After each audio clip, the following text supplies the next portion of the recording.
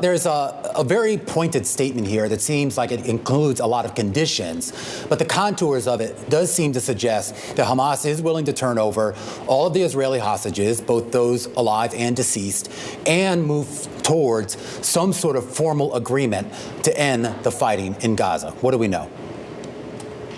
That's right, Romain. What we see from this statement so far, President Trump had given Hamas until Sunday at 6 p.m. to give an answer to his 20-point plan. What we've received here in the last few minutes is a statement from Hamas saying that they are willing to give up all of the hostages, both living and dead, which has been a big priority for President Trump.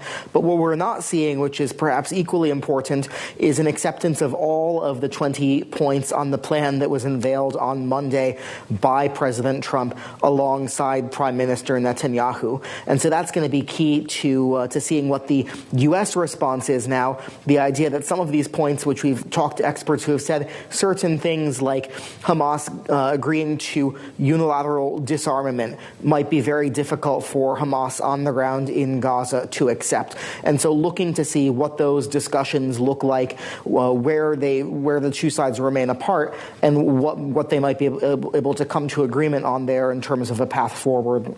Right. And when it comes to the path forward for the Gaza Strip, talk to us a little bit about that, because reading through some of the details here, Hamas says that regarding those other matters, that a unified national stance is needed to address any relevant issues regarding the future of the Strip. What does a unified national stance mean in this context?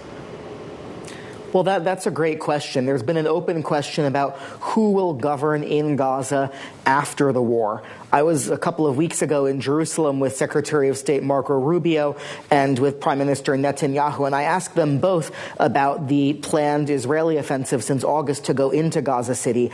And what both had indicated was that they were hoping there would be a way to bring the war to an end, for Hamas to give up the hostages without that having to happen in terms of that potentially devastating operation. But for Israel, it's key that this October 7, 2023 terrorist attack, 1,200 people killed, many more taken hostage, that this never could be repeated. And so whether that is the Palestinian Authority, which there's been some skepticism, certainly for Israel not acceptable for Hamas to remain in power, that's a key question for us going forward.